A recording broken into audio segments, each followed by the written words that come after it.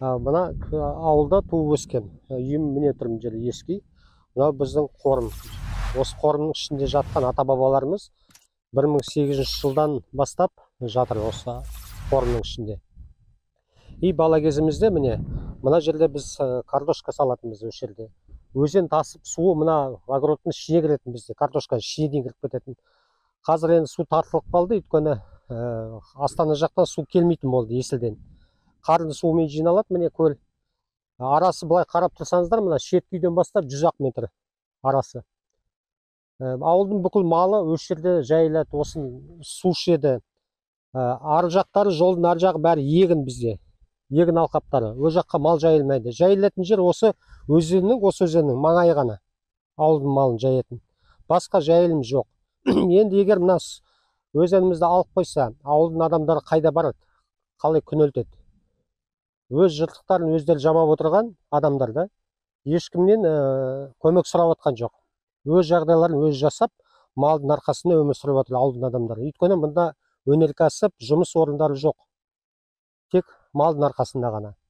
Енді биліктегілер соны ойлансын, жалғыз күнкөріс осы өзеннің арқасында.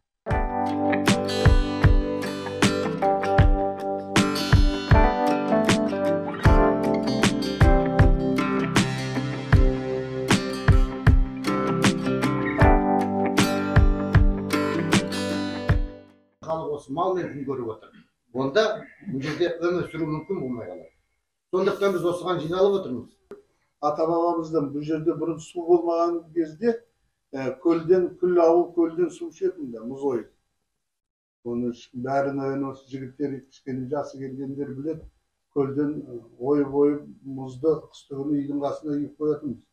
Содан ішетінбіз. Ауылдан 100 метр өзі. Енді оны алып қойсақ, бұл ауыл неменеге керек? Онда жабылады шербі бәрі. Бұл жол туралы көтерілдік мәселе, біз неге жазғамыз, әкімге барып ол енді қарастырамыз дейміз дегенде. Енді сізді енді бұл рас, өзіңіз депутат, бұл районға қойылдыңыз, оны енді өзі Аманат партиядан ғой. Енді Аманат партия қазір большинство неде, көбі процентпен өтіп отыр бәрі жерде. Сондықтан бұны өзі Аманат партияда да осындай болып жатыр деп, ол жақты да ескерту керек. Сондықтан енді бәрі осы сұрайтынымыз, бірақ сұрақ, көл сатылмайды, көл өзіміздікі не істесек та, өйткені малды қайдан суарады? Мал күллі малғын жақта бағылады, артынан әкеп осында суарады. Осы суаратын жері жоқ. Ертең ол ана жерді бәрін қоршап тастаса, содан кейін мал қайда барады? Қайда барамайды? Малдар өлі. 32-ші жылдары Галошев күндері солай өлтіріп еді. Қазақты енді қазір тағы да солай болайын деп тұр. Оны күллі жерді қазір бастау керек, көтеру керек. Бұл болмайды, сатылмайды. Жақсы. Бәрсе сөйледі. Осыны сатып отқан Аманат. Бұрынғы Нұр Отан шапанын қазір айналдырып бұлай киді. Онда қазір көп жаңа кісілер келді, көп жастар келді Алматыға. Олай айтпай қойыңыз. Енді біз жұмысқа енді кірдік қой. Да, бұйырғанды көреміз ғой қазір. Қандай жұмыс істегенде соны көреміз. 32-ші жылдан бастап колхоз Победадан болғаннан кейін өмірге келген ақсақалдардың бәрі осы тұқымы. Кеткені, келгені жоқ. Келген бай, кеткен бай дейді жоқ. Тұрғылықты адам. Баяғыда киноларда айтып отырған. Орыстар келгенде жеріміз сатамыз дегенде. Бұл жерде ата-бабаларымыз жатыр. Қалай сатамыз? Енді көрсеңіз ауылдың ішінде тұрғанда зират. Ауылымыздың бәрі осының ішінде. Халықтың бәрі өзі жылап отқаны, ішінде жүрегі жарылып отқаны осы ауыл. Қалада жүргенде, сыртта жүргенде болса да естісе бәрі ауылға. Енді айтады ғой, ауылдың басы Дайрабайдың аласы ер деп. Біздің енді ешкіммен дауласатындай неміз жоқ. Мынау көл ең басты біздің жаңа айтқандай, ол өмірдің көзі.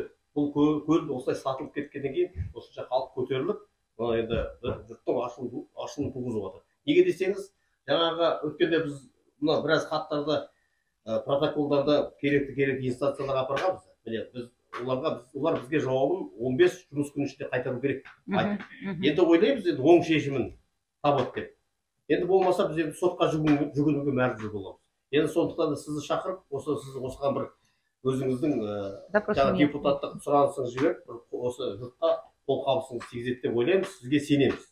Енді қарасаңыздар, бұл енді қайда қарасаңыздар да жерде сатылып кетіп жатыр, суда сатылып кетіп жатыр.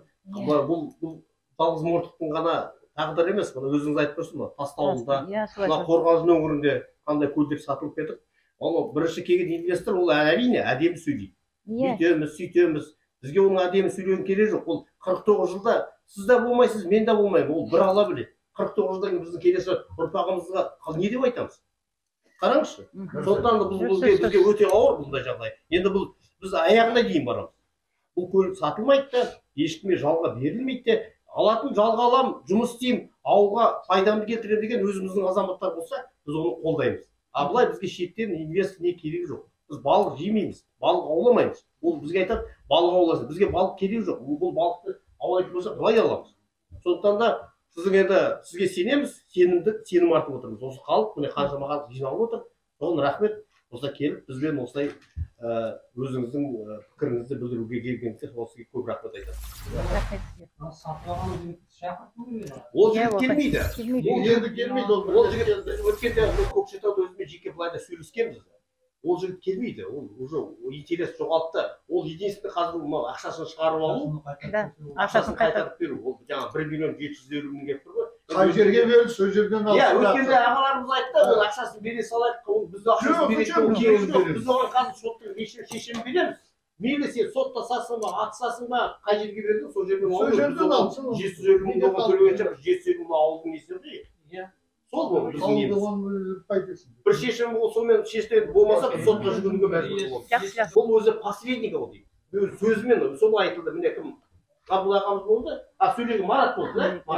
Посредник. Мен сендерге айырылып қалдыңдар, біз сендерге 250 миллион құятын инвестор әкелейін деп тұрған, біз мұнда сибирский фарен жіберейік деген.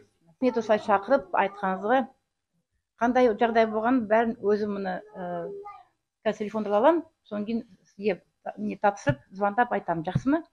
Сәуірде қандай жоқ, мен келем ғой тағы да. Иә, мен өзімді келем тағы да. Өзім бүгін не суббота ғой енді. Өзімде сенбі ғой. Өзім мұғалім болып істеймін бастауышта.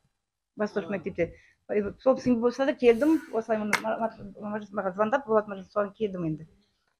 Енді бүкіл нені доказатын жаздым. Болатын бәрін істеймін. Қолымнан келгенін бәрін істеймін. Мен сондай кісімін өзім. Алдында қойған мақсатыма соған жетемін. Қай болса да. Мұны тастақ мені жақсы біледі. Жол болса жолмен де неттім, мектеп болса мектеппен. Мұны болатын білесіз қанша жұмыс істегенде бәрін істеймін.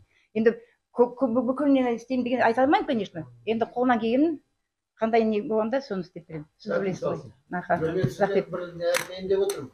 Сіз ана неге жеткізгенде нақты айтыңыз. Нақты айтыңыз. Бұл 100 метр жерде тұрған көл бірінші. Мен жазып алдым бәрін. Одан кейін және бұны халықпен ақылдаспай, ешкім білмей, мына жаңаға құпия түрде тендер өткізеді.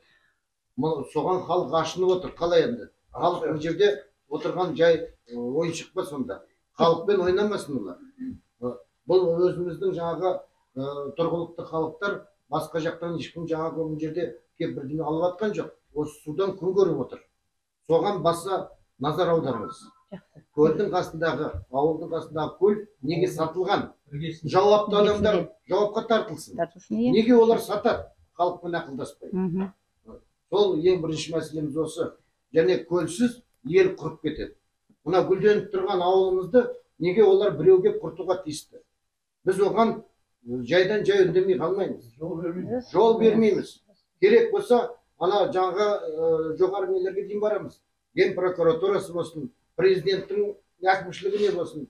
Өйткені халық мысалы жайдан жай жерде өзін өзі қолын көтеріп жерде өліп қалуға тиісті емес.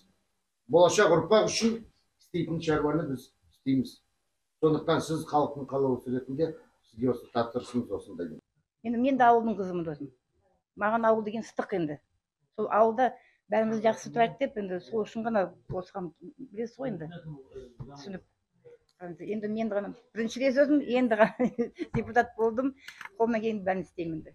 Үйде отырамын, мал ұстаймыз, жолдасымыз екеуміз малмен араласып нетеміз, айналысамыз. Енді бізге көл керек, мал жайлау керек. Сол малмен өмір сүріп отырмыз.